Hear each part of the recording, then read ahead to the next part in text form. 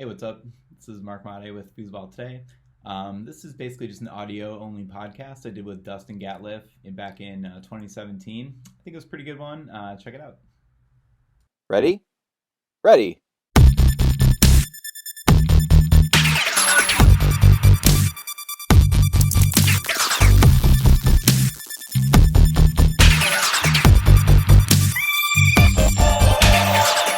Hey, welcome to the N BBQ PODCAST. My name is Mark Mate. I'm your host, and we have a great show for you today.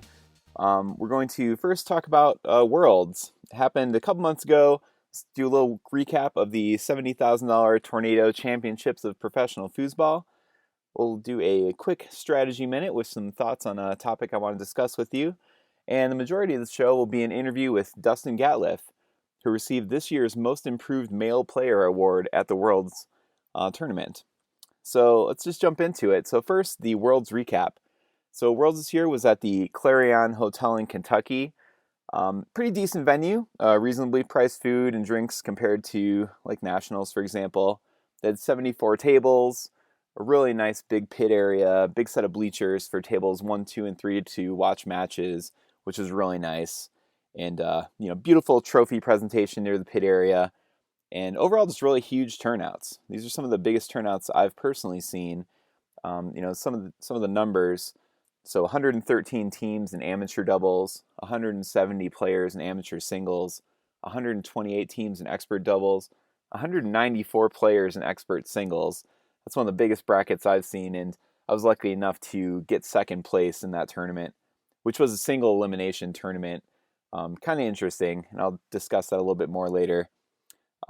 Good turnout on the women's side as well. 40 players in women's open singles and 26 teams in women's open doubles. So overall, really big turnouts. Great to see everybody out. Some key results. So open doubles was won by Bobby Diaz and Ryan Moore. They took home $7,000 to split for their efforts. Ryan also got second in open singles. So really, really good playing from Ryan. Open singles, Tony Spreedman won, took home $3,000 for his efforts, and Tony also won mixed with Faye for $1,000. So really good playing from Tony, and Tony and Ryan really good playing. Some other notable efforts, and Colorado specifically. I am from Denver, the best foosball city in the world. Some other Colorado folks that made a big impact. So Kane Gabriel, Mario Originello got second in open doubles. Both elite players, really tough field, so great job to Kane and Mario. Mario also got third in open singles, so really, really great showing for Mario.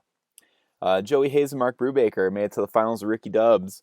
Good job, you guys. Mark's son, Mark Brubaker Jr. and Daniel Luaris won pro doubles, so really, really great job. Mark also won a pro singles title this year at Nationals, I believe, so great playing from Mark, great playing from Daniel. Again, I made it to the finals of expert singles, got second place. Placing better than 192 people in that event feels pretty good, but not as good as it would have if I won, so maybe next time. Yeah, the other thing I wanted to discuss was single elimination. So this is a little bit controversial with some of the players out there. Some of the events were single elimination. For example, expert singles, elite singles, these are both single elimination. They did make it 3 out of 5. So that kind of balanced it out a little bit more than a 2 out of 3 would. But yeah, it's kind of a bummer, I think. If you're a top player, I think it's okay. It's not really the worst. If you're not a top player, I think single elimination definitely makes it a worse experience for you at Worlds. You run into a top player early on the bracket, you're out. You really don't know where you would have stacked up in a 2 out of 3 double elimination situation. And for a lot of people that aren't going to be able to come and really be competitive at winning a title, getting that final number to see where you stack up against the field is really all that you have.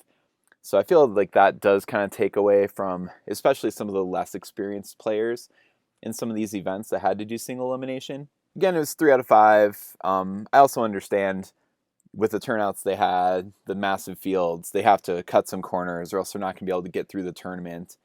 And, overall, I understand the decision. It's a little bit of a bummer. I kind of would prefer to see that maybe mentioned on the flyer, just so you have a little more transparency when you're trying to book a trip, so you know maybe what's coming. But overall, great tournament, ran really well. I think pretty much finished on time. I don't think there was any real problems there. So overall, great job to Mary and all her team for running the tournament. It was super fun. I had a blast, great experience, and can't wait to check out the next one. So that's the quick Worlds recap. Next, I'd like to move on to a quick strategy segment. So we'll do a quick strategy minute talking about timeouts. And I'm a big fan of taking timeouts. I notice not enough people take timeouts. For me, timeouts are a great way to cool down, ease the anxiety, and prepare to execute your next shot or pass, or maybe a block. I think a lot of times, if you lose a game and you haven't used all your timeouts during that game, in most cases, I think it's fair to say you made a mistake, especially if you have both your timeouts. Yeah, so if you lose and you took 0 timeouts, it's almost 100% guaranteed that you've made a mistake. You should have at least taken 1 timeout. I can understand wanting to save a timeout. Maybe you want to read the D on your 3-bar a little bit. You're going to wait until you get on your 3 and then take your final timeout. If that opportunity never comes, I understand. But, if you lose and you haven't used either timeout, I think that's a big problem. If you're not really familiar with taking timeouts, or you don't like to do it very often, you don't really get the point of it, just a couple of suggestions on some good times to take timeouts from my perspective. If you have it on your 3-bar and you're about to close out the match, either it's 4-4 or maybe you're up 4-3, I think that's an excellent time to take a timeout. And maybe that's just a good recipe for you. If you have it on your 3-bar, it's 4-4 or it's 4-3, you haven't taken any timeouts, start taking a timeout if you're not good at taking timeouts or you don't regularly take them. It's a great time to focus. You can think about your execution and hitting the right hole. Before you take the timeout, you can really sit there, make the guy playing D work, make him move around really fast, make him use up all his good Ds, and basically look at his D and try to understand, what holes is he leaving me? What story is he trying to tell me with his defense? Is he trying to bait me into a hole? Is he racing me? Get a feel for what he's doing, and then you can just take a timeout, take your full 30 seconds, think about what you saw, and figure out the best way to hit that hole. So it kind of wear out your opponent. It also limits any nerves and shakiness you feel when you're shooting. I think you and I have both been in situations where you'll get the ball and you're about to serve it, and you can feel you're shaky. You can feel you're really ramped up. That's not necessarily a great feeling. You want to be very cool, calm. You don't want to be shaky, too amped up, too tensed up. So taking that time out really gives you some time to just take a few deep breaths, cool down, bring down your heart rate. That's really what you want to do if you want to execute as well as you can. Another excellent time to take a timeout, in my opinion, is after you've lost a few points in a row, especially if they start coming really fast. So for example, if you're down 0-3, take a timeout. What's the argument against it, right? You're getting smashed. You need to stop this right now. This game's not over. Take a timeout. Take some time to slow the other guy's momentum down, kind of cool him down a little bit. You can think, am I doing anything wrong? Am I getting freaked out? Do I just need to focus on my technique? What do I need to do? Do I need to change some things? Give yourself some time to think about it, because if you're down 0-3, that game could be, you could lose 5-0 before you know it, never even took a timeout, and never even made any adjustments to really come back and win that match. I know another good time. Let's say you're up 2-0. Now the guy comes back, it's 2-2. Might seem early to take a timeout at that point, but the momentum's shifting in a big way. You need to slow it down. You need to break their momentum, and you need to just focus, bring down your heart rate, and think about what you could do to do better and start taking control of this match again. Yeah, and then I think there's also bad times to take timeouts. And I do see people take bad timeouts sometimes, and personally I think it's a waste, and it can actually hurt you and really help your opponent in a big way. So for example, there's times where you just don't need it, right? Let's say you're up 4-0 and you're just rolling in a game. So you're up 3-0, boom, you score. Now you're up 4-0. I'm crushing this nerd. I don't care about this game. I'm winning this game. That's your attitude. So you take a timeout. You just take a timeout to high five your friend. You take a timeout to go have a drink. You're not really using a timeout for a strategic purpose. You're almost using it to kind of rub it in to your opponent, how bad you're smashing him, or at least that's what you think you're doing. I think this is a really bad time to take a timeout because you're the one with all the momentum. Your opponent is probably very frustrated. And honestly, a lot of the times, like if you're up 4-0, your opponent might have already given up on the game. They might say, you know what? Fine, I'm losing this game. I don't care.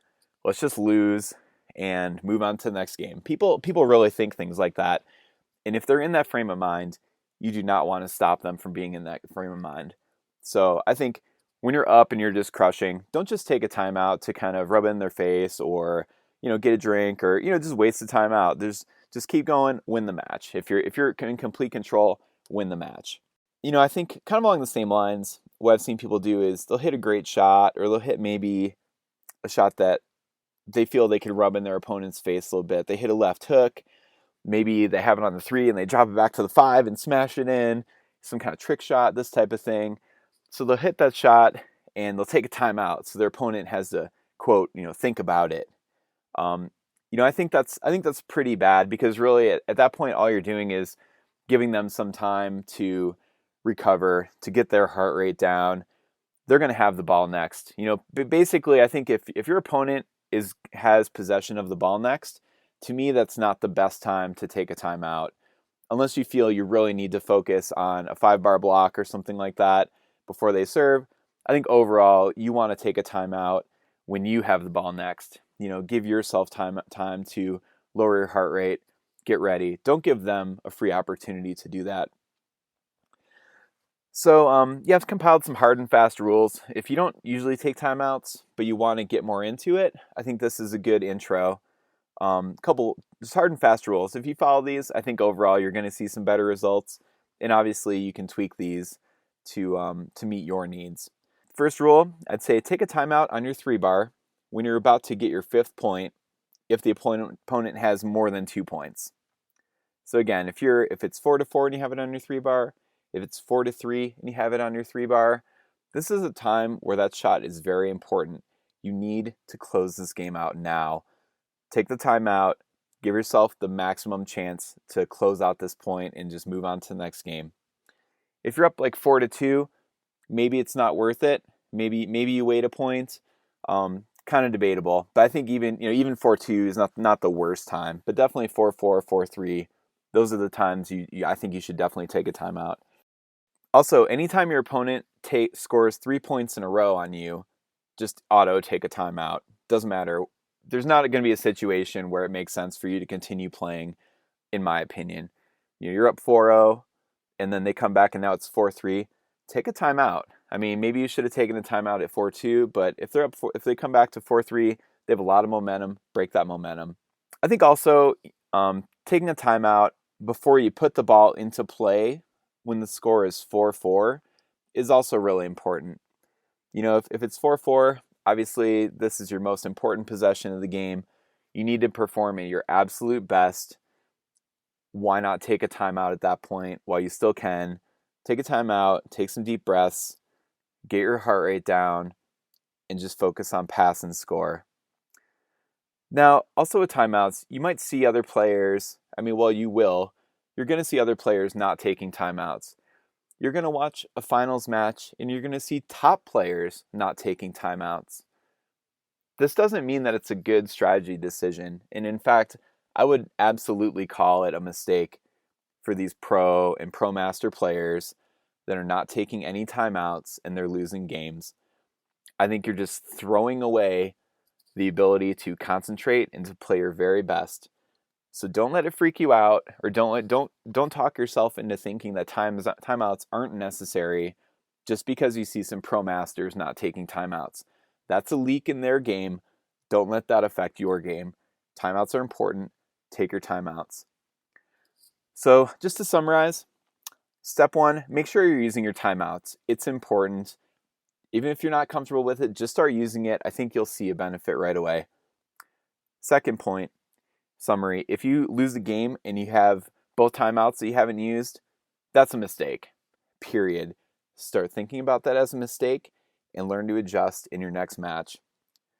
And finally, take timeouts when you need to recover and refocus, not when your opponents do. So try not to take timeouts when it's about to be your opponent's drop. You want them to have to act as quickly as they can and maintain a high heart rate as best you can on their side. And when you're the one that's going to serve or put the ball back in play, you want to be as cool as a cucumber. And timeouts can really help you do that. That's my strategy minute. Next, we have my interview with Dustin Gatliff. Dustin's a really cool guy, really interesting guy. Again, this year at Worlds, he was awarded the Most Improved Male Player for 2017. He deserves it. Dustin has a crazy work ethic and a drive to succeed in this game. He's literally practiced every day for years, not an exaggeration, and we'll talk about it a little bit during the interview. I thought our interview was really interesting. I hope you enjoy it.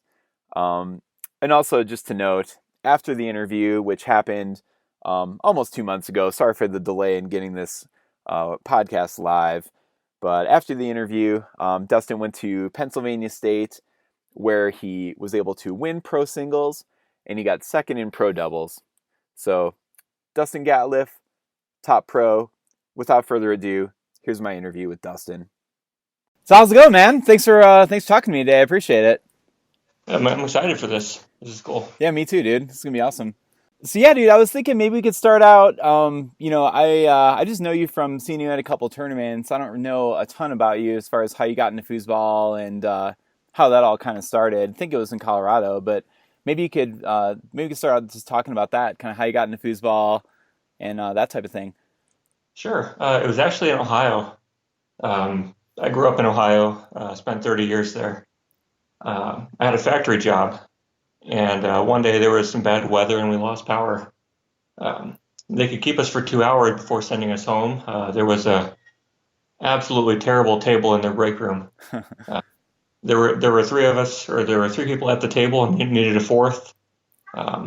So I joined in, and I go up to the table. I start spinning because I'd never played before. I find out I can't do that, and I'm like, no crap, this isn't going to go well. And it didn't go well, and it went so not well that I really wanted to, see if I could do some work on my own and get better at it. And I started staying after work and just hitting open-handed pull kicks. I knew nothing, but I knew it sounded cool and it was fast. And before I knew it, I was hooked and beating everybody at work, and it just all went from there.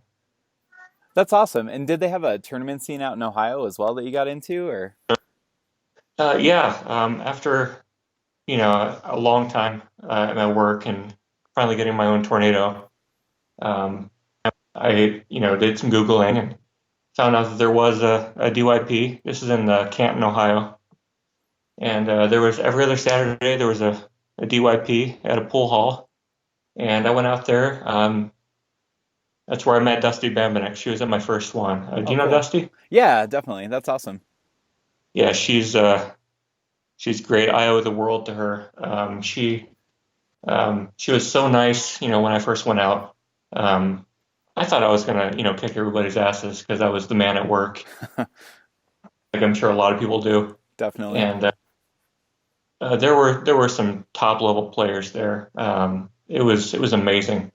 But Dusty, she saw that I was, friendly and had a couple skills here and there. She would have Thursday night sessions at her place with, a handful of players, and she invited me. I started going every Thursday, and it was the best experience. I've had some off and on times, but whenever I would decide to go back on, her door would be open. And she's a brilliant player, great person, and without her, I don't think I'd still be playing today.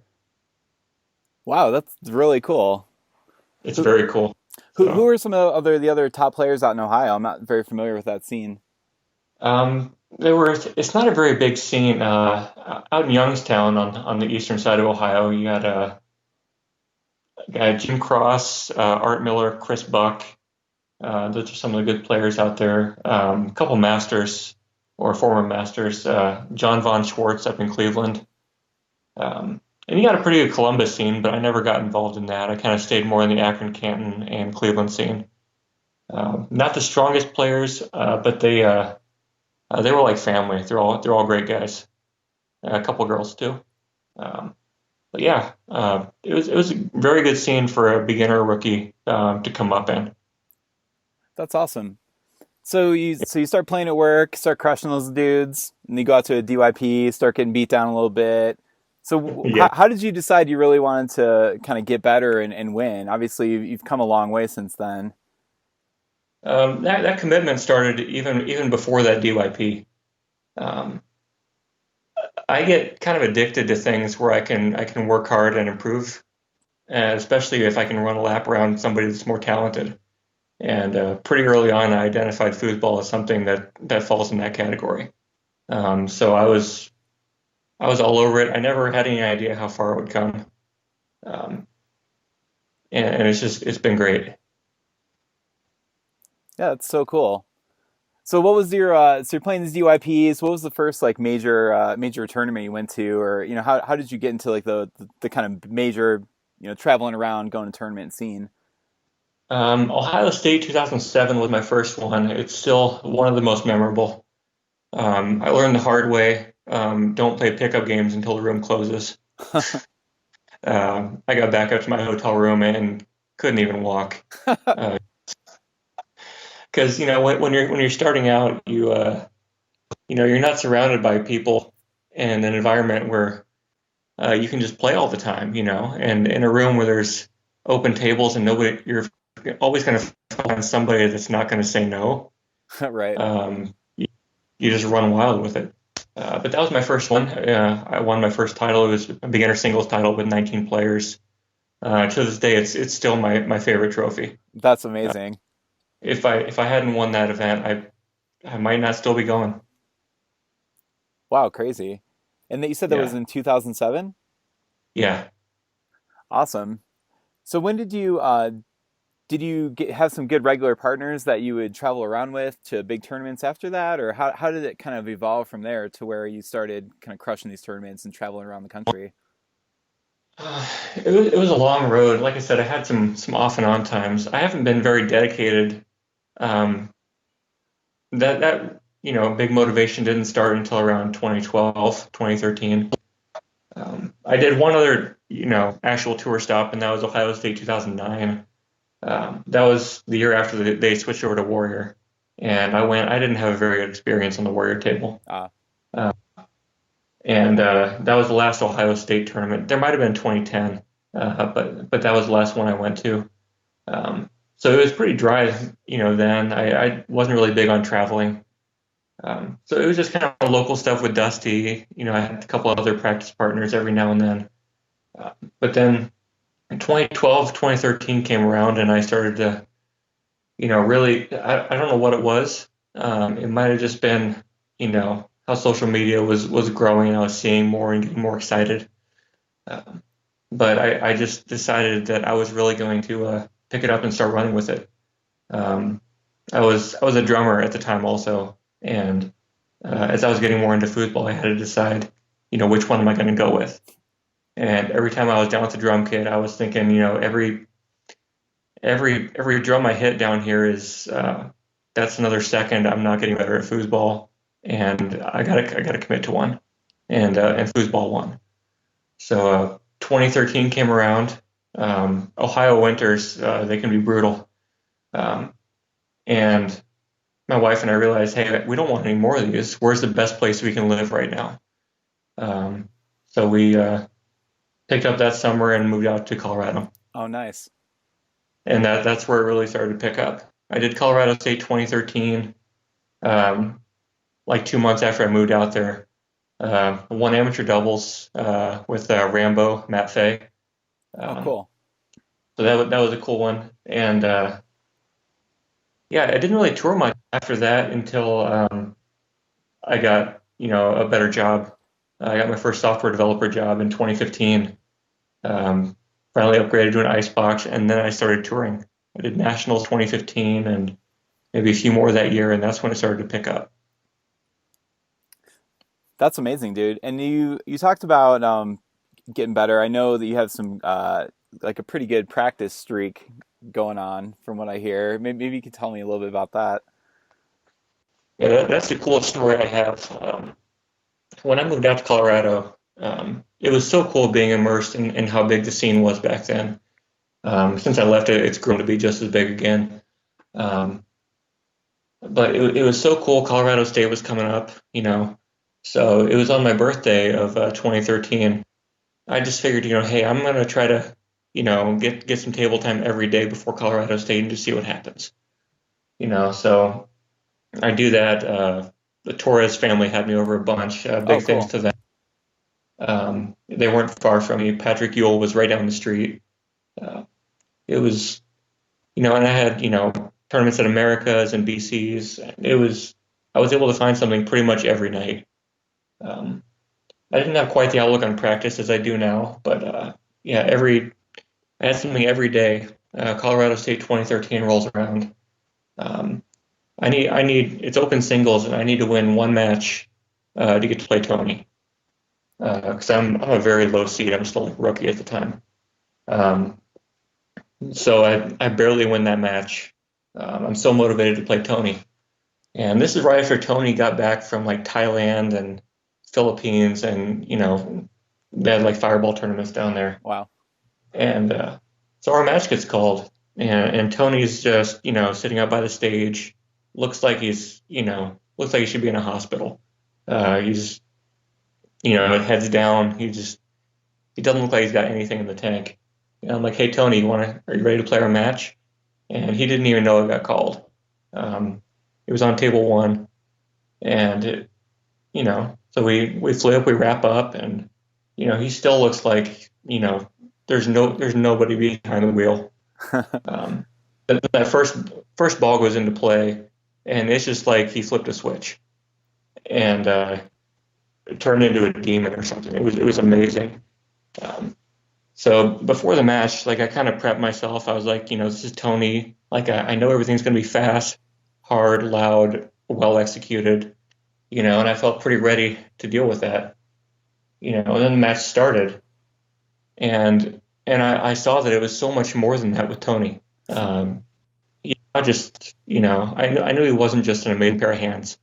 I knew he had a lot being, under the hood, but I had no idea until this match.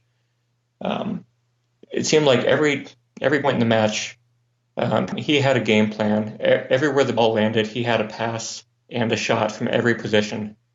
He had a couple plays that got blocked, but he never made like a dumb decision the entire time. It was so calculated. He just saw everything, and he 3-straighted me with no problem. And after the match, he went back to his chair and went back into hibernation. Wow! But the match left me so speechless that I remember just being so envious of how complete his game was. He had everything from everywhere. He knew how to pull the trigger, how to read it. His game was so complete that I left saying, I want this more than anything right now. And if I start skipping days, I'm never going to get that. And I haven't skipped a day since. Wow. So how long has it been now? It was 4 years yesterday, because yesterday was my 4 years after that birthday. Wow. That is amazing. Yeah, Jim Stevens likes to throw out the number of days. A lot of times when I'm on tour, he'll ask me how many days it's been, just so he can drop that during a match. I think it's somewhere between 14 and 15 right now. Crazy. So when you say you practice every day, what does that entail? Like, what's your routine like, or how long of a session do you have to practice until you feel like you can kind of count that day? Yeah, that's such a tricky one. It's changed over the years, but probably the past couple of years, my outlook on this, and we'll get into why this is later. But if I don't feel like I'm a better player than I was when I woke up, like if I don't feel like there's a scenario where I don't strongly feel I'd win a 3 out of 5 against a player that woke up that morning, I don't go to bed until I think that's true. And that's like, I mean, even if it's just like a goalie war situation with a certain stipulation, um, whatever. But if I don't feel like there's a scenario where I'm a clearly better player at night, I don't go to bed until I make sure I can believe that. Wow, that's crazy. So what does that mean? I mean, have you just stay up all night practicing? Like, are you practicing? I went and checked out some of your trick shots, and I'm glad I did because Yeah. it was super entertaining. And even you have a lot of crazy stuff where I forget what you call it, three of a kind, or where you're holding Yeah, all yeah, the three of a kind series is badass. You have a bunch of crazy just those are fun. slingshots. Um, I guess when I watch that, I just wonder like what's the motivation to try all these crazy shots to practice that much? Is it all about just ball control and just being able to just own the table in any way that you like? That's part of it. A lot of the wild stuff that I do is driven by pretty much two things. One is how much the community um, has given me good feedback on that. Every tour stop I go to, a couple people I don't know, they'll stop and tell me that they like this one shot. Or, last year in Vegas, I had like 10 autographs, and it blew me away Oh, that that's so awesome. that was when they had the Intercontinental Cup, and all these people from Europe that were on like this sick football shenanigans group. They would see all the stuff I posted, and they finally got to meet me. And like, because 2 years before that, I was playing rookie doubles there. And for that to flip that quickly to getting asked for an autograph just blew my mind and motivated me a lot more to make these fun things. Uh, the other thing is pretty much every weird, wild, pointless trick shot that you see. The majority of those are really a ball control drill in disguise. Right. Um, I see it as like the tutorial mode of a game where they'll give you something and you can't advance until you get through the level. Um, there's some really strange stuff on those where I identify that I wasn't comfortable doing something, so I put that uncomfortable thing in the middle of a trick shot until I grew to be comfortable with it. So that's the other half. Well, when you say uncomfortable things, like what type of just like catching the ball in a certain way, or It could be something. There are really so many tiny things that I work on. If I feel like just some really strange transition, if a ball's traveling one way, am I having a hard time, back pinning it from a position where my 5 bar's in a front pin if I'm moving forward? If I like something crazy like that, if I identify that, I'm like, hey, this could be really useful one time out of 600 matches. right? I want to be able to pull it off and do it fluently to where I can still manage the rest of the table without thinking about that exact play. Um, so that's where those kind of things come in. Interesting. So if you sit down for the night, you're going to practice. How does it typically start? Do you typically have practice partners come over? Do you just do kind of drills by yourself? And I'm curious, like what type of drills you do when you're not doing these trick shots and other things. A lot of the drills that I do are the ones that are on my practice channel. I don't know if you got a chance to look at most of those, but those are where the real core of where I improve comes from. Um, I really go to the table without an incentive, or not incentive, but a motive. I think the big switch that flipped for me as far as improving was um, I decided that it doesn't really matter what I do when I practice; it matters what I change, and that was the game changer for me. Um, so I'll say I go up to the table. I want this play to have I just want to make the lower backswing on this player. Or, I want the takeoff to be a little bit smoother. Um, so like I never do reps. I mentioned I have some weird rules around my practice. No numbers, no reps. I stick pretty strictly to that.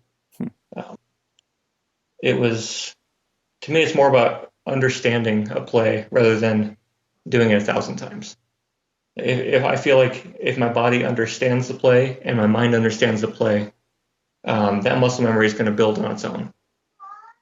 That makes And sense. So you kind of just practice until you feel that you've kind of nailed it to the level that you're looking for. yeah, and that goes with one of my other practice rules. If something feels comfortable, stop immediately and go to something that's not. Most of my practice is just totally solo, working on a lot of stuff, especially if I find some low-hanging fruit. Lately, that low-hanging fruit has been right-hand to left-hand passes, which are extremely awkward. And I started doing them about a week ago with the intent of using them.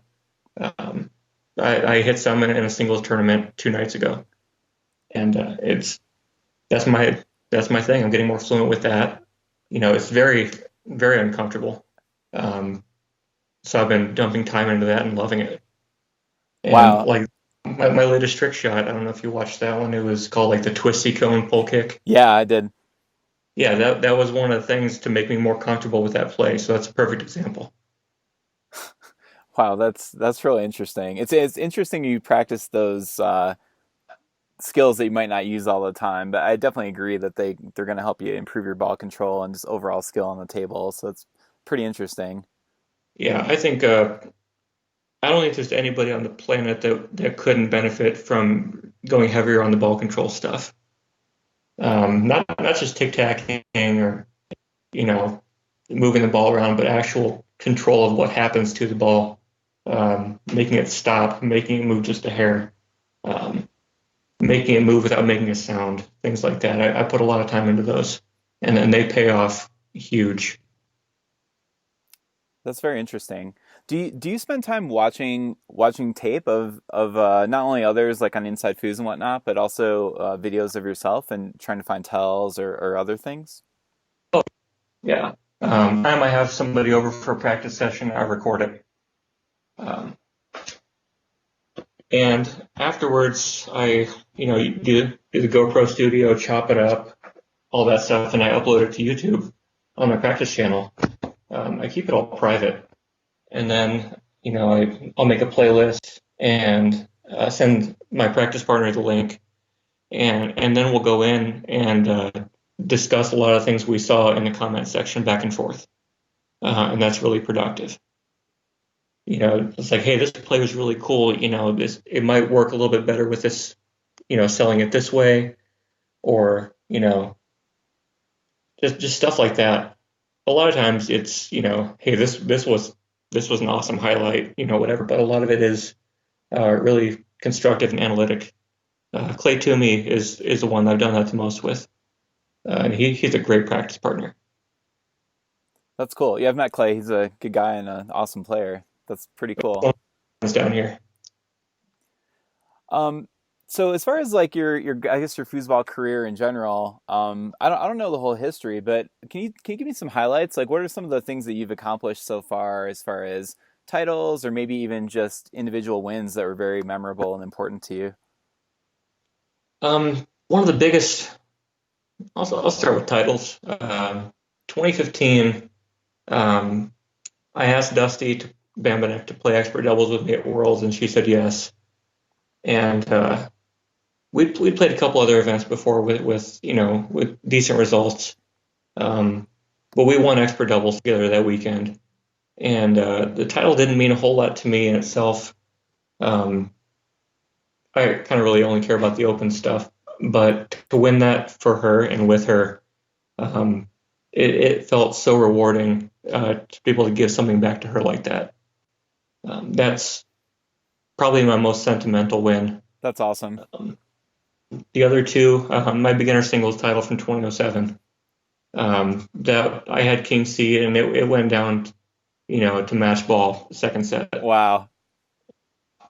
It's Evan Jones from North Carolina, both beginners back then, and it was a classic. I'm sure I'm remembering it much better played than it actually was, but it was closed down to the wire. Probably the other one is Colorado State 2015. I won expert singles and pro singles together. Sick. Which was really cool for a couple of reasons. One is it was Sunday. I played nothing but back-to-back matches from 11 a.m. to 5 a.m. Wow. I was that one guy that was holding everything up. You can ask Dana or Brittany. It was a marathon. Brittany gave me a 5-minute break to go back to my room, but other than that, it was nothing but matches back-to-back. It was 29 of them. Wow. Between pro doubles, open singles, pro singles, expert singles. It was double dipping Corey Taylor for expert singles. The last ball went in 5 a.m. sharp. That was really cool. As far as actual wins themselves over players, at America's one night, I ended up getting Rob Mares twice in the same singles bracket, meeting up both times. And that was as a rookie, it was so cool because I called my wife when I found out I was going to get to play him the first time. He was ranked number 4 in the world at the time. And I called her saying, I'm going to get crushed, but I get to play Robbie. She knows who he is. She's a Fooser also. She just doesn't tour a lot. Oh, cool. And I ended up beating Robbie twice and winning that tournament.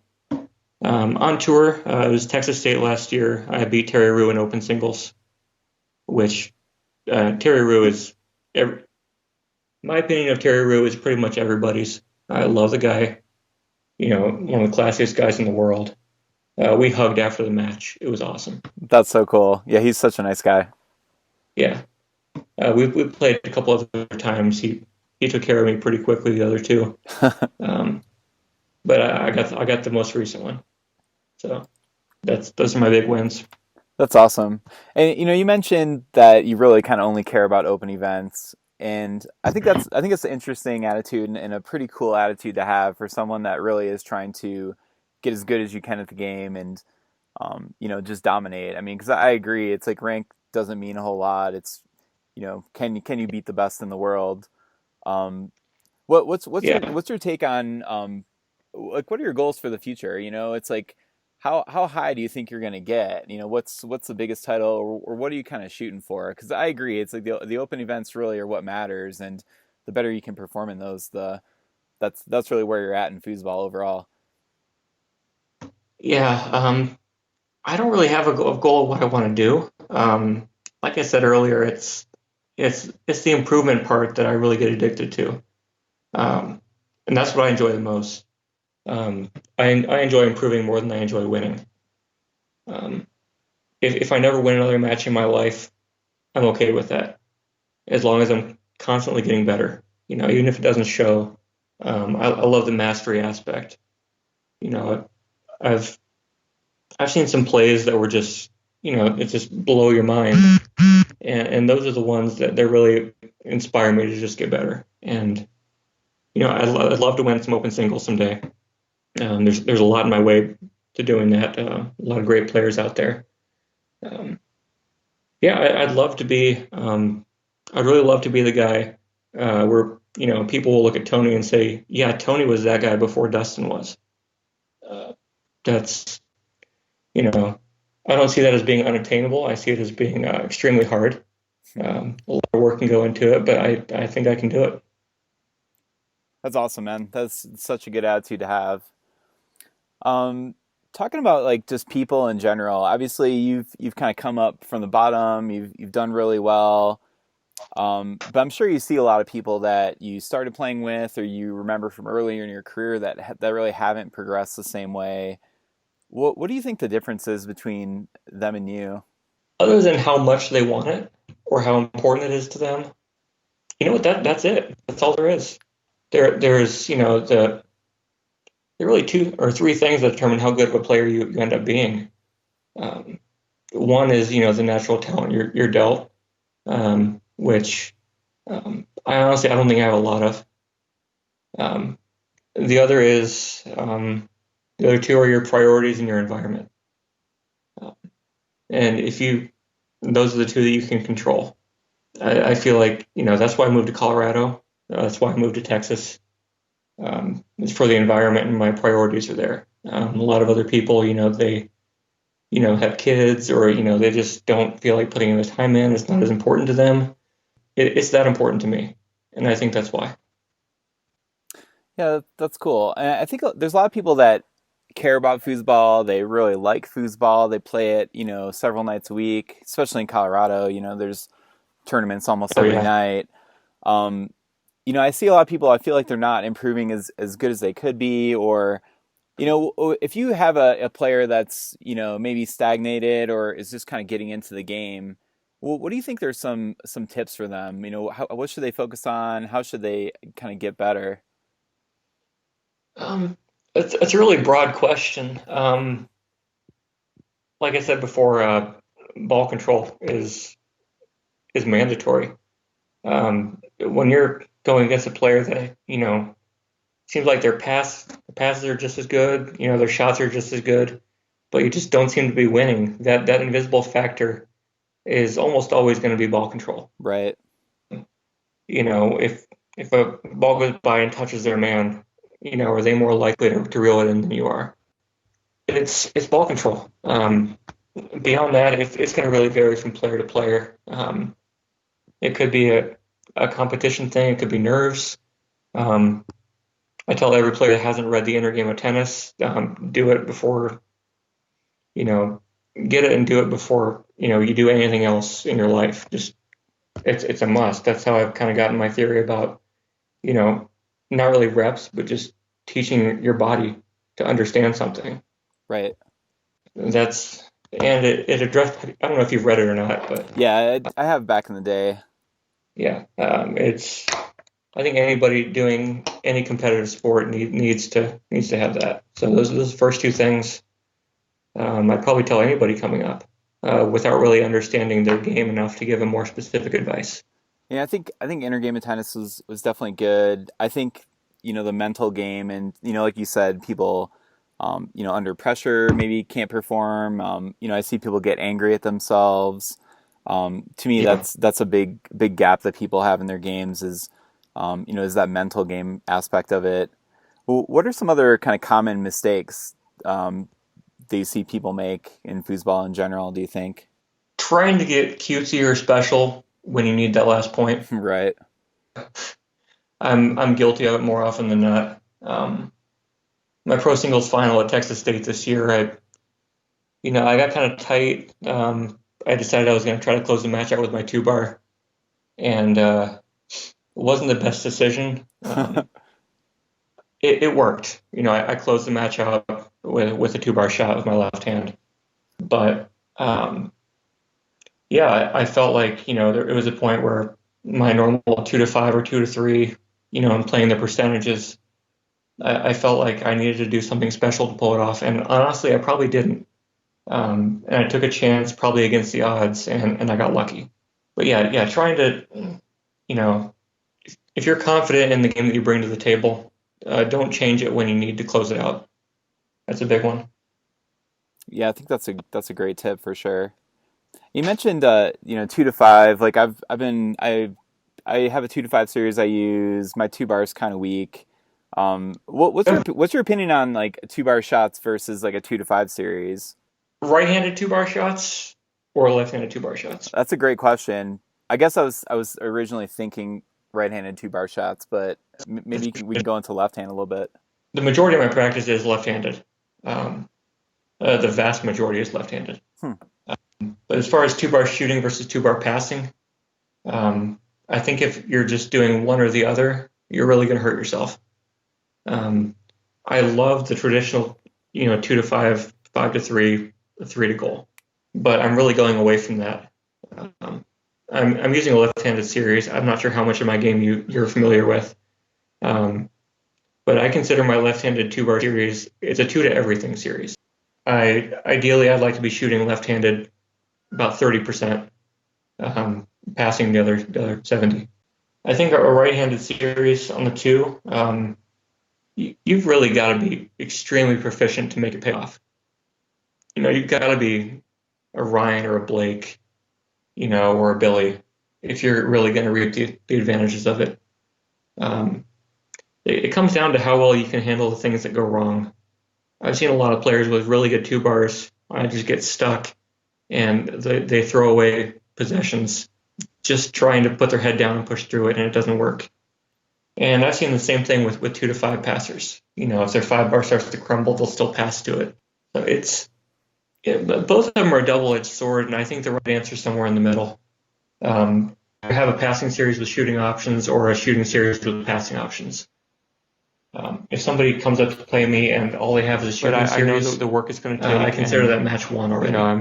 I'm the first to sign up on that list to do that work. That's pretty bold. So I got to throw my name in there. That's awesome, it is. Since you've been practicing and it generally holds true for so long, are you experiencing any kind of burnout? Here. Or I can't even imagine when recording and that many days in a row. Basically, I'm going to jump to another part of the conversation here. So it's a little bit rocky, haven't played but please bear with me. The last couple weeks enjoying the interview. Worlds and kind of taking a break, but practicing every day, even after majors. For me, I got to imagine a lot of people in that environment would experience some serious burnout, and unless they're achieving the best results in the world, would get a little frustrated. Yeah, and the thing is, I'm still not achieving the best results in the world. Friendship thing or personality thing, how do you find a partner that you kind of work the best with? I really like the cerebral type players. Cody Byrie, one of my absolute favorite partners ever. We would take timeouts and talk, about whatever. Even if we didn't take a timeout, we talk between almost every ball together. People that are honest and open, no egos. Cody's great. Joe Trujillo, another one of my all-time favorite partners. We wouldn't even have to talk. We would just know automatically what we're thinking. I pick players that are better partners than players. Not saying anything about Cody or Joe not being great players. They both are. But people that really they're more brains than hands. Those are the ones I like. Ezekiel Moore, love playing with that guy. Randy Price down here in Texas, both some of my favorites. But right now I'm still in that point where I want to play with a lot of different people, and being bumped up to pro, I don't get that luxury much anymore. I didn't even get any hardware at Worlds other than that most improved. I've won 4 pro singles titles in the past couple of years. I don't want to say the word whatever because it's going to come off kind of strange, but they're quote unquote just pro titles. So the question about that burnout and keeping that streak going, what I can relate it to is, how many days in a row have you brushed your teeth?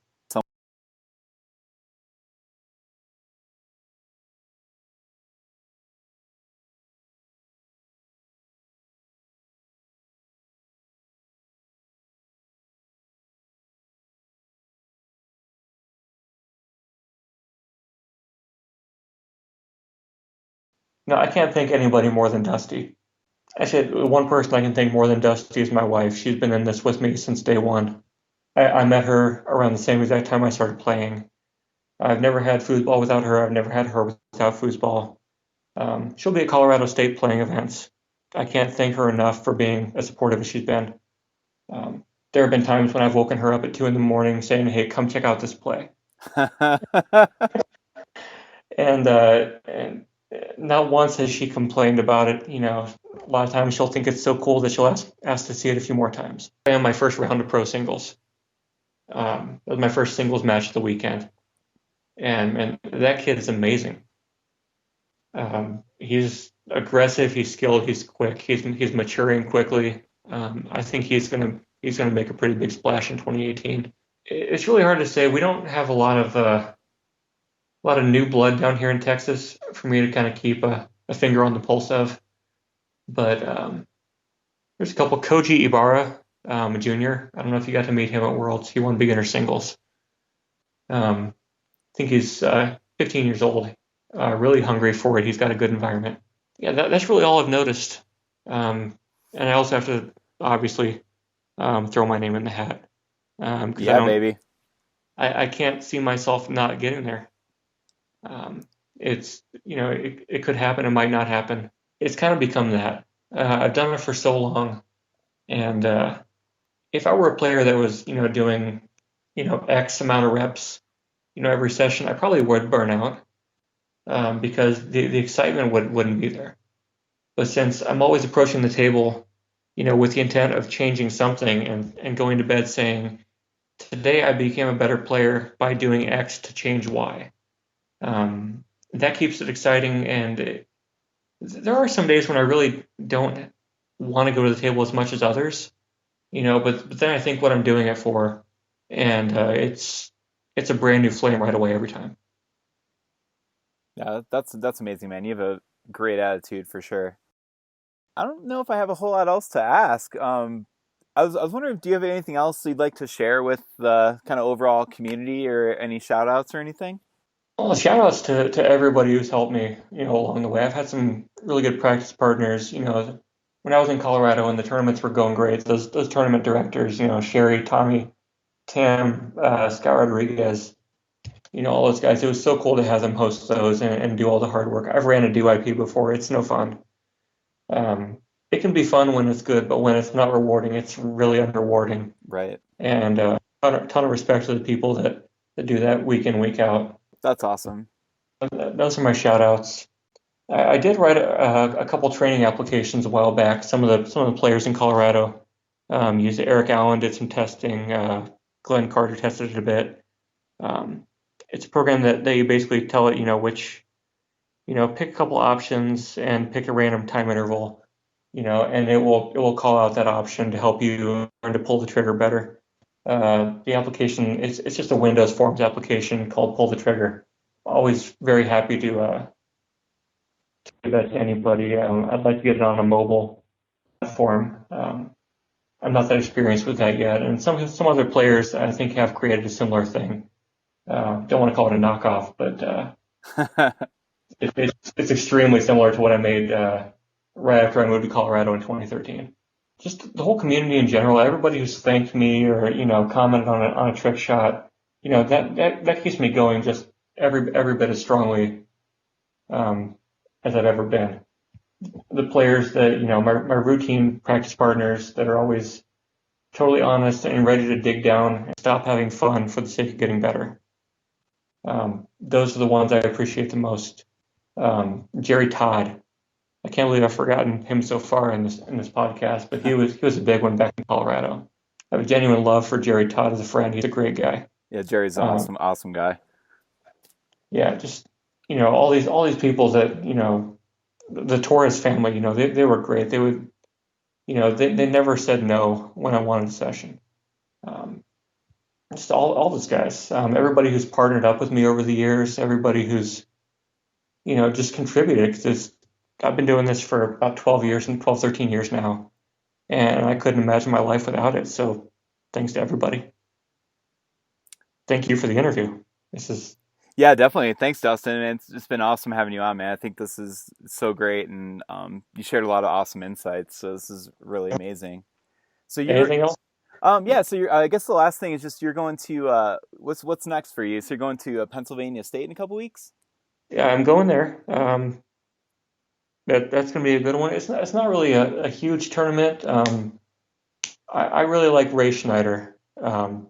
He helps run a lot of Mary's tournaments, Maryland State stuff. We've gotten to be pretty good friends over the past year or so.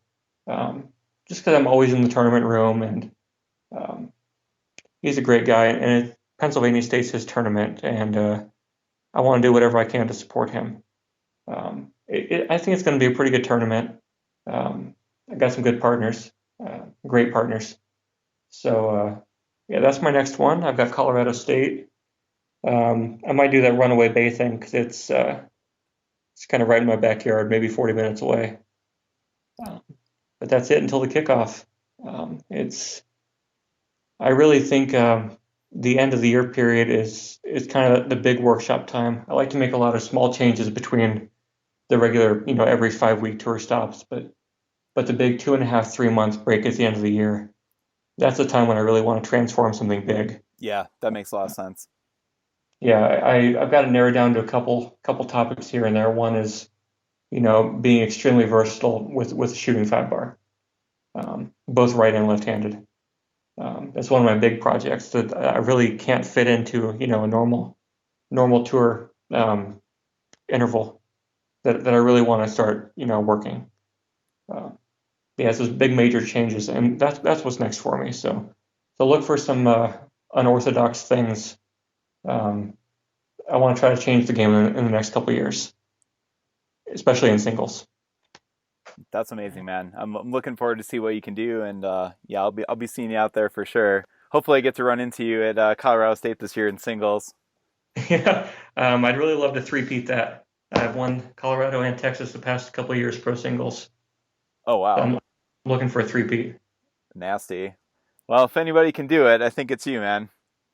I don't know. You got a good game. Everybody in Colorado's got a great game. Nearly every match in pro singles last year, I was down 2-1. That's how it was. The finals weren't that way, but nearly everything. A lot of players gave me some really tough runs. Mike Bridgman, that guy's amazing. If he gets back into it fully, he's going to be dangerous. I hope to run into you, and I hope to not also, because I've seen your singles game. It's good. Thanks, buddy. Okay, actually, last question. What kind of wraps do you use? It's funny, I use Wilson, the Wilson overgrip wraps for the longest time.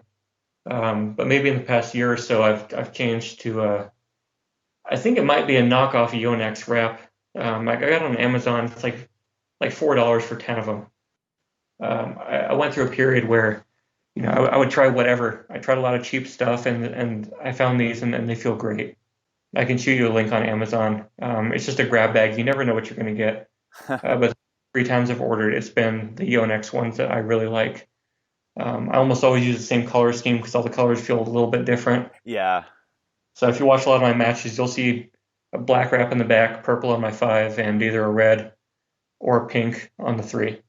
And it's just because these things are probably knockoffs, and they all feel different. I like to feel. Well, thanks for coming on, Dustin. You're my first guest. This is an awesome interview. I really appreciate you taking the time and sharing everything with sharing all this information with everybody. So thank you so much. You're welcome. This is what I like to do. The community's given me so much that I'll bend over backwards to give back. And I hope we get a lot of viewers, listeners. Definitely, man. Well, thanks a lot, Dustin. And I can't wait to see you at Colorado State. We should catch up there for sure. Thanks. In the meantime, hit me up for anything and everything that goes for you and every other player. So I'm an open book. Just hit me up. Cool. Thanks a lot, Dustin. Will do. Well, that's it. Thank you for listening. I really hope you enjoyed the podcast. If you have any feedback or thoughts on how I can make this better, please send me an email. My email address is mark.made@gmail.com. My last name is Madej. Oh, and Mark spelled with a K too. So markmade@gmail.com. Send me an email. Send me any thoughts. Until next time, good luck. Watch the 5 bars and keep the slop out. This is a N BBQ Foosball podcast.